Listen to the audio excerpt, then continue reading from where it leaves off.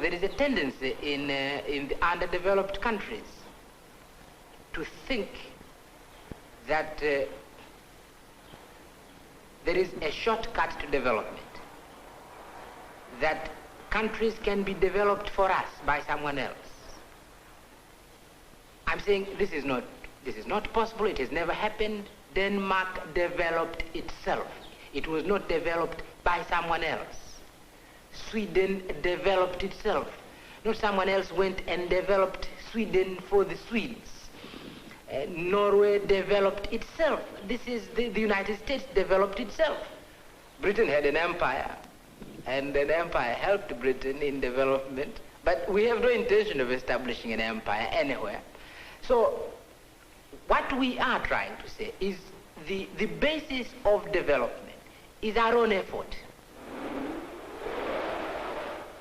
It's raining somewhere in the highlands of Tanzania.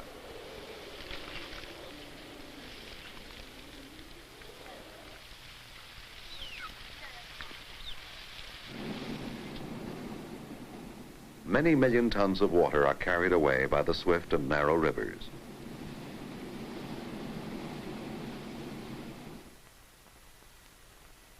The valleys high in the mountains are lush and green.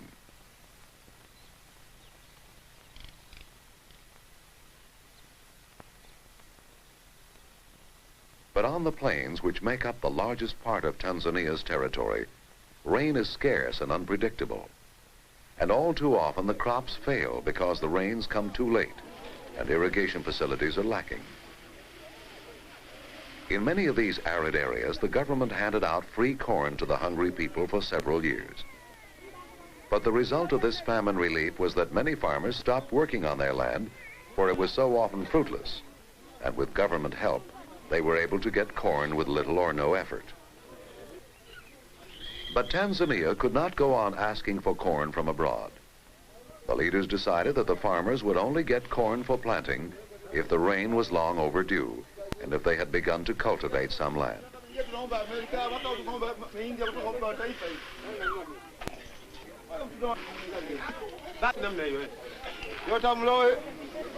What we are trying to get out of the minds of ourselves, out of our own minds and the minds of our people, is the idea that if we pick an uncle in the world and pick the uncle well, then we don't have to work. Well done. Tanzania is mainly an agricultural country, so development has to be most rapid in this area. A large-scale government campaign has led to an increase in cotton production of 18% per year since 1961. The area under cultivation has almost doubled, often through community cooperation. Examples of this spirit of working together are block farms, large fields tended by the local farmers who shared the income according to how many hours each one worked in the field.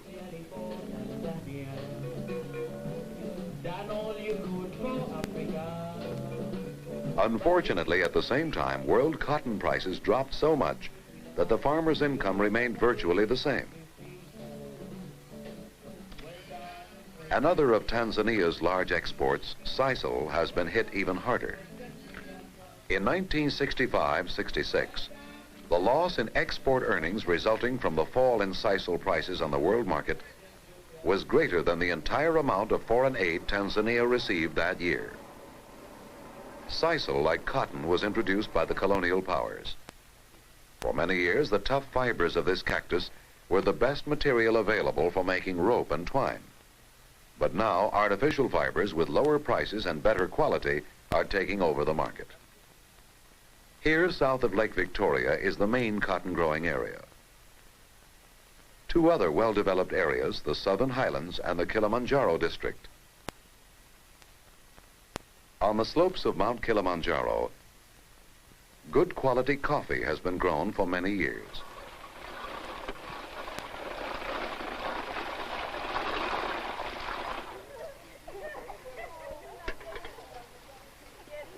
The local population has attained a relatively high standard of living through growing coffee on their small plots, together with one of their staple foods, bananas.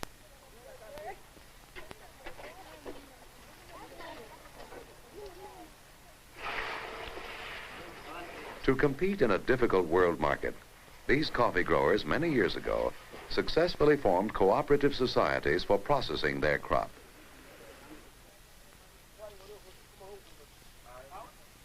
In the southern highlands, tea has long been grown with good results. East African tea is in great demand, and local cooperative plantations like this one have proved profitable enterprises.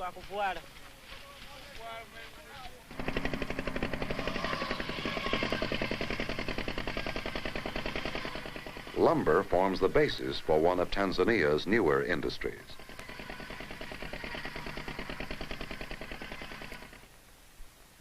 A program of reforestation has begun in highland areas where the climate is temperate.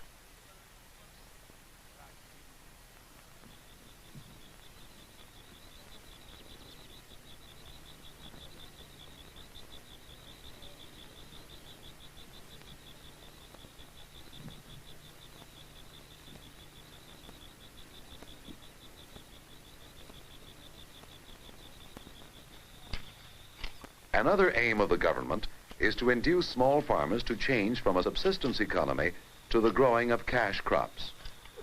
In the southern highlands, pyrethrum, which is used to make insecticides, is a good cash crop for the small farmer.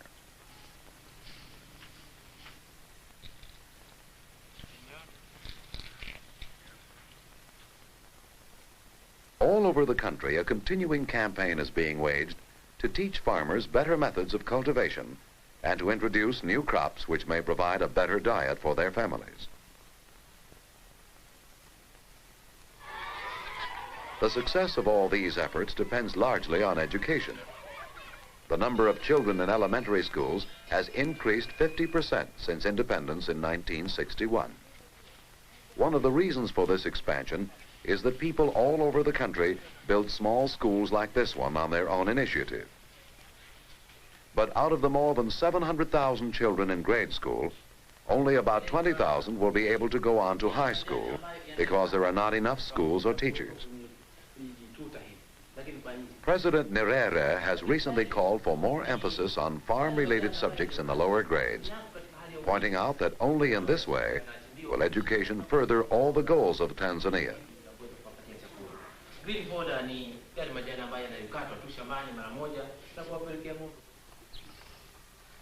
At the same time, an intensive program for adult education has been going on for some years all over the country.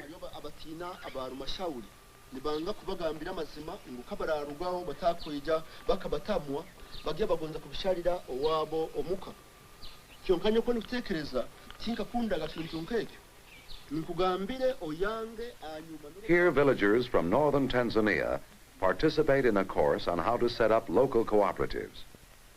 These adult education courses cover many subjects, from the 3 R's to bookkeeping and modern agricultural techniques. Tanzania is further reducing its dependence on foreign imports by producing cigarettes from tobacco grown in the southern highlands. Tobacco was introduced by European farmers, but some of the largest plantations today are managed by Africans. This tobacco farm represents another government experiment to introduce improved methods of cultivation to farmers.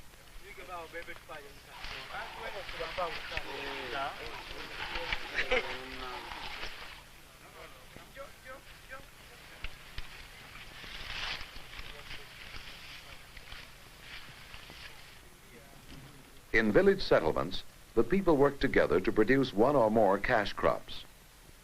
The government helps them by providing expert advice and necessary equipment like these drying sheds.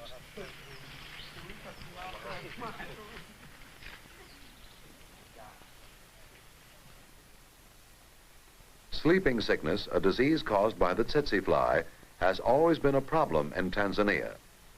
All cattle have to be sprayed or dipped regularly to protect them from this disease. As a result of these preventive measures, the cattle industry is expanding.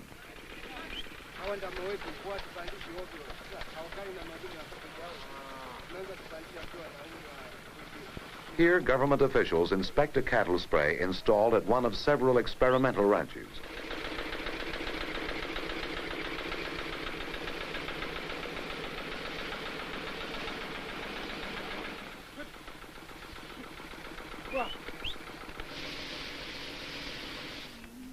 There has long been enough cattle to supply a large meat processing plant.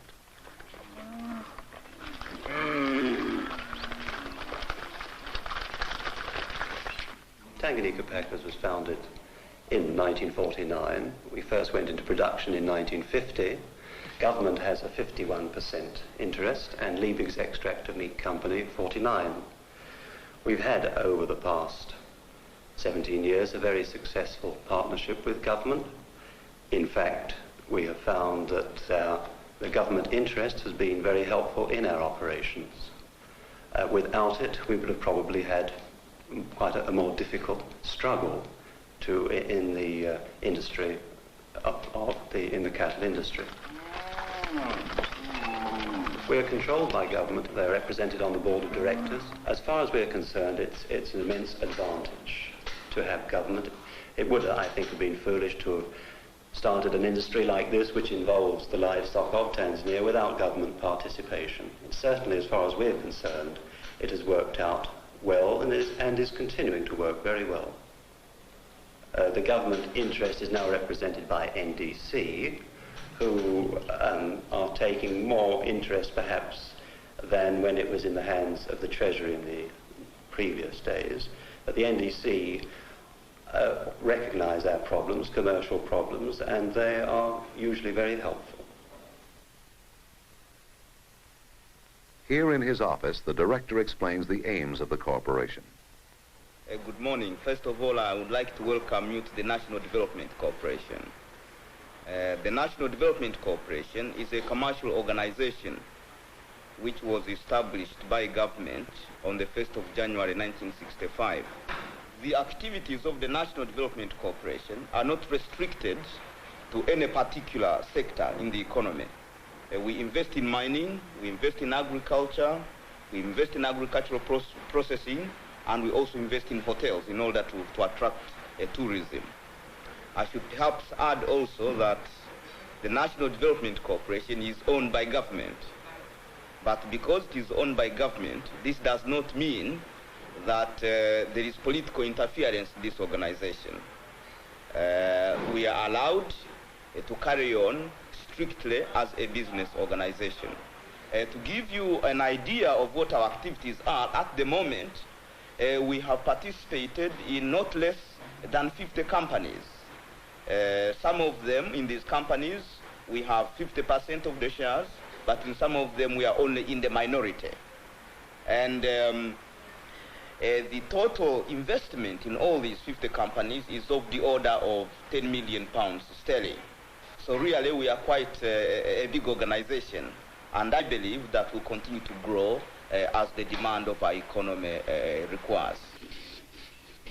NDC also invests in its own enterprises. In the capital, it has opened a number of small workshops where local artisans can get tools and raw materials at a low price, and where a sales organization distributes their products.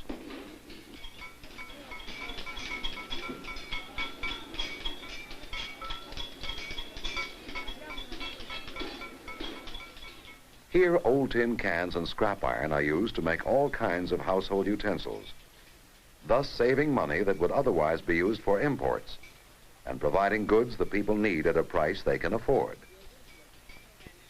Actual industrial development is slow, too slow. Most of the expected foreign aid has not materialized. Nevertheless, this large cotton mill under construction since 1967 is being built with aid from communist China. This project employs several thousand people. Even so, unemployment remains a problem.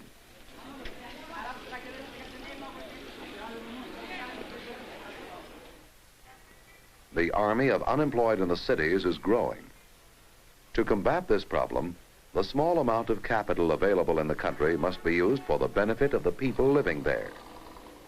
That is why in February 1967, the government nationalized all the banks, insurance companies, and some key industries. Most of the European personnel from these banks and many private European and Indian businessmen left at this time despite government assurance that nationalization would be limited to a few key sectors of the economy.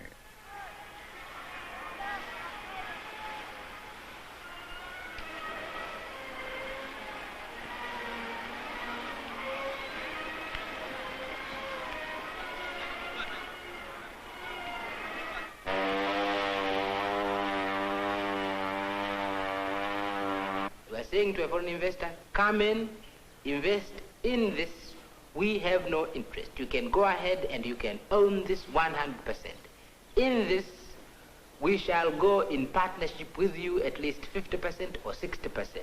This is what we shall say. Now, if 20 years from now, government says, we will nationalize, this is possible. It's really absurd for me to say this is not possible. All we can say is, we will then pay full and fair compensation. Naturally, measures like this one do affect business. And there has been a tendency, for example, for business to slow down. But I believe that this is a natural phenomenon, particularly when you deal with businessmen, when you deal with investors. All these people are always, as we call them in English, shy birds. They suspect any movements which upsets any economy. And we have upset the economy, because the previous organizations, for example, the banks, we are owned by British investors. Now we have nationalized them. This means that we have set up a new organization altogether. Therefore, people who've been using the bank facilities have tended to shy back to watch and see whether the facilities are going to continue or not. At Arusha, when President Nyerere announced the bank takeover, he called strongly and directly for a supreme effort by the people of Tanzania to be self-reliant. He urged them not to forget the spirit of cooperation which was their heritage. The development of the nation depended on them alone.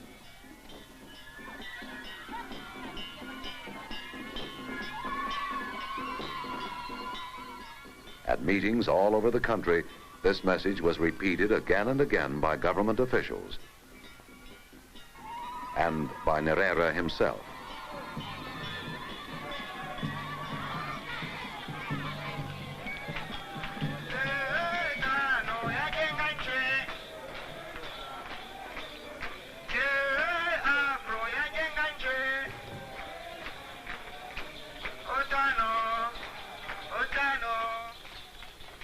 Wananchi, mwaka 1953 kabla ya kuanza tano,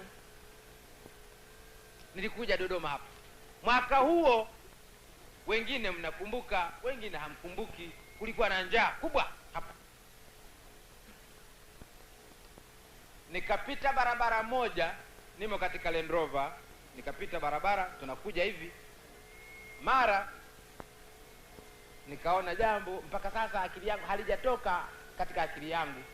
Tunakuja katika barabara, tunakuja katika barabara hivyo, kupita hivi,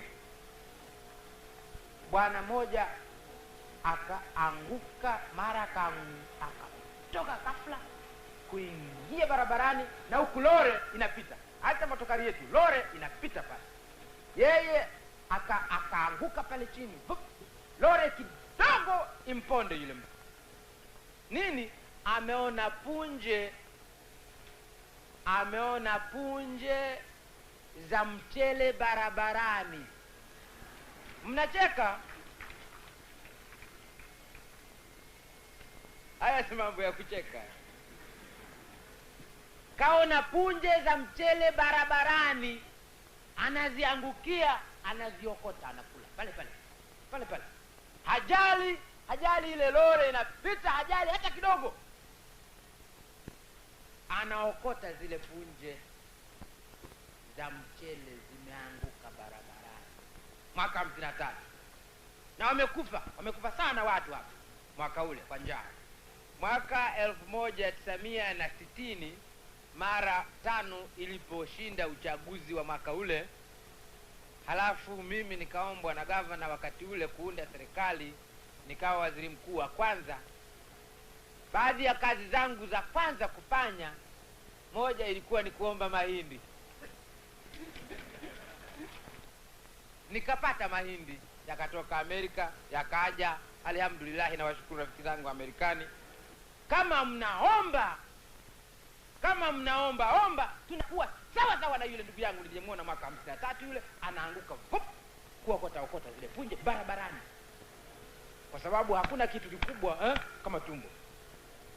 Tutaabudu watu wengine, tutatii amri za watu wengine, tutawajali watu wengine, watatuongoza kama unavyoongoza barabara, unaongoza motokari, kwa sababu wao wana chakula na sisi. Tanzania is a country whose main resource is her people.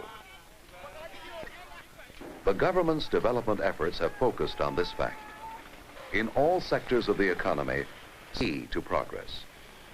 Capital and technological skill may be scarce, but enthusiasm, a spirit of cooperation, and an awareness of the real meaning of independence are everywhere present.